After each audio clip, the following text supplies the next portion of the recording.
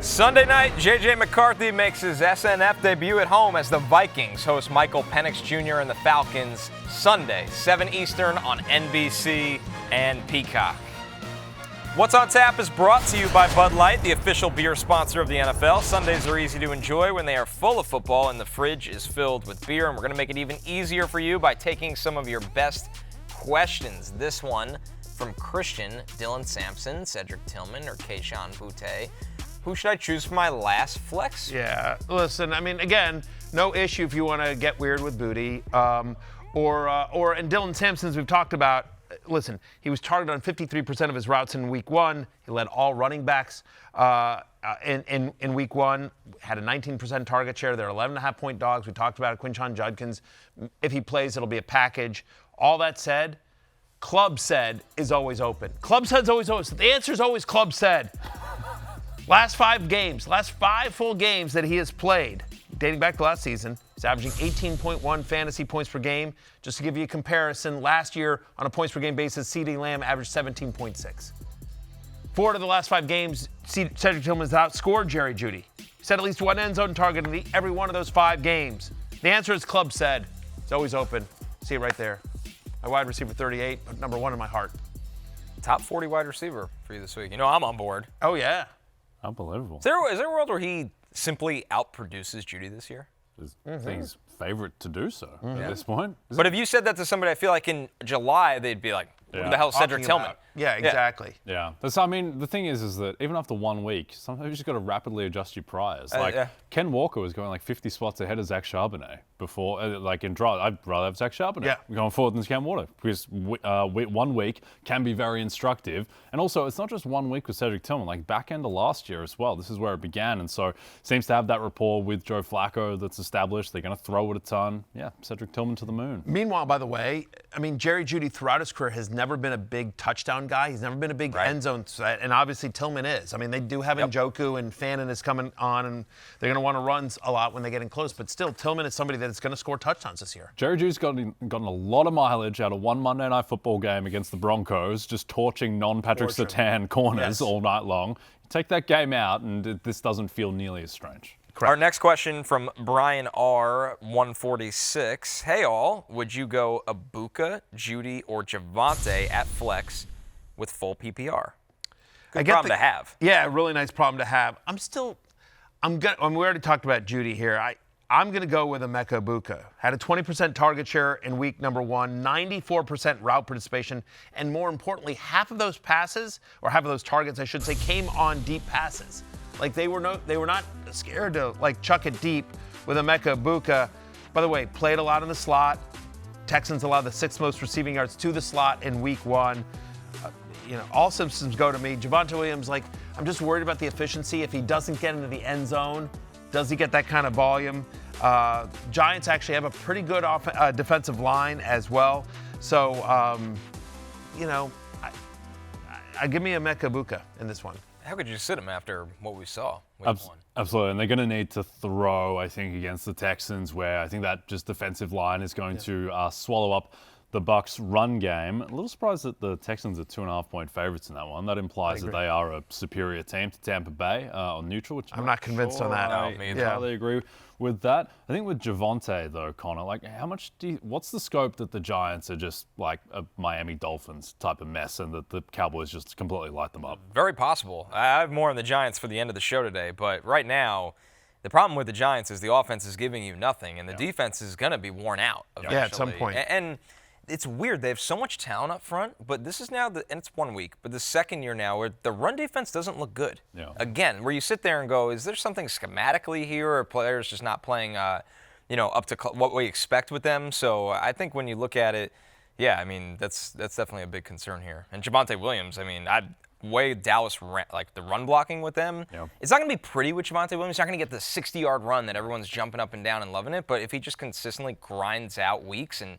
scores a touchdown consistently, it feels like he's going to be extremely viable. Yes, completely agree. How about one from the chat here? Julio, thank you are. Does Harold Fannin warrant a possible start or need another week of meaningful reps? Keep in mind, Matthew, I mean, some tight ends already down. George Kittle down. Mark Andrews was a dud. Some people might be scrambling. Bowers is banged up. Right, yeah. He's questionable.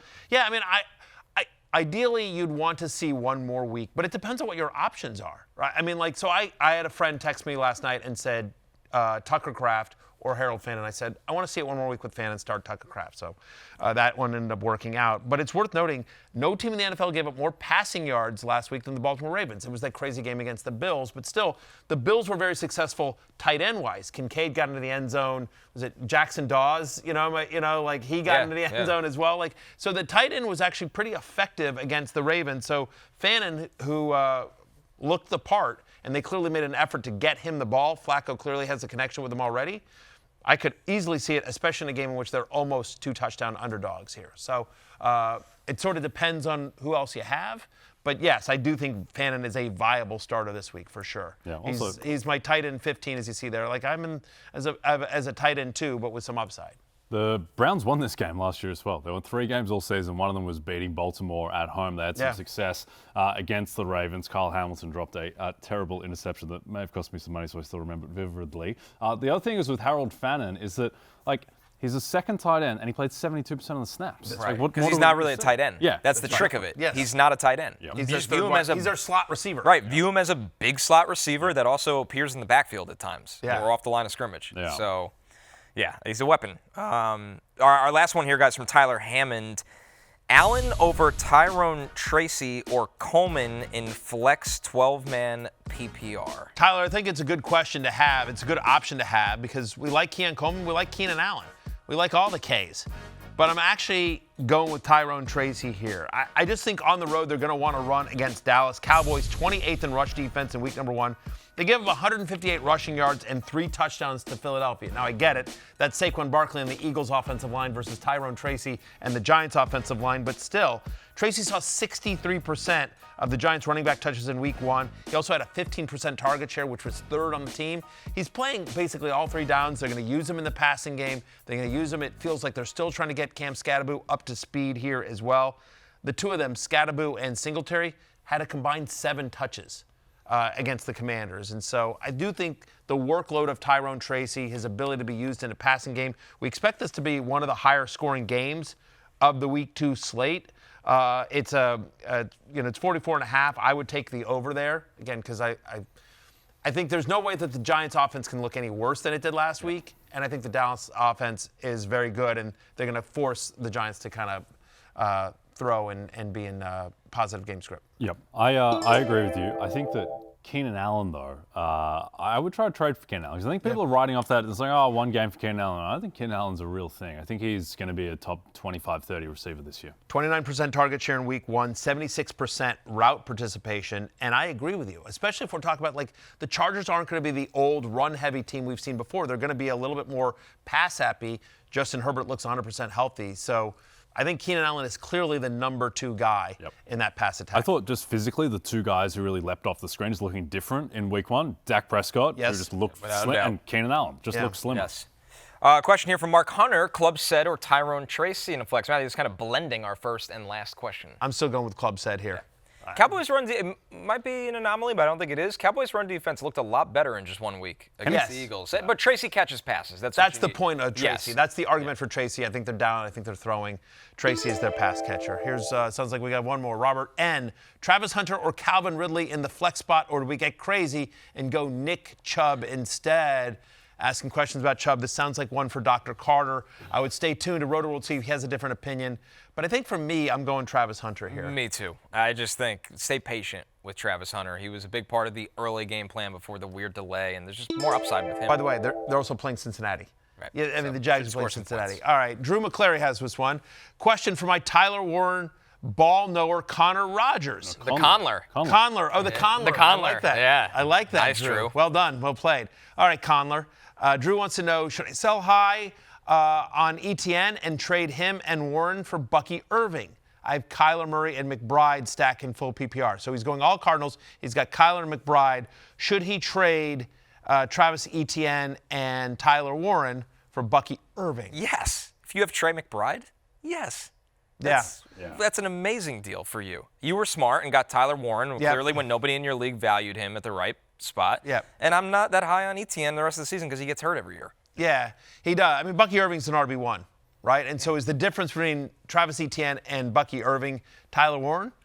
Yeah, probably. I don't think it's a rip-off trade. Right. I think it's a fair trade, to be perfectly honest. Might be some keeper. If there's keeper rules, Warren might be of value next year. But the argument in terms of your roster construction, unless you're playing Warren in the flex, we don't know what your flex options are, but you're starting McBride at tight end every week. So if you can turn a bench player and Etienne into Bucky Irving, you do it.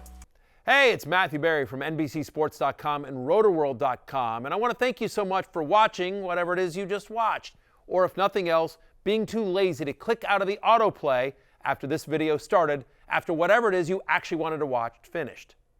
But now that you're here, I'd like to take a moment here to ask you respectfully now, okay? I'm asking you respectfully to subscribe to the NFL on NBC YouTube channel. You'll get the latest RotoWorld fantasy news headlines, all sorts of great shows, including my own Fantasy Football Happy Hour. So go subscribe now. Again, I'm asking respectfully.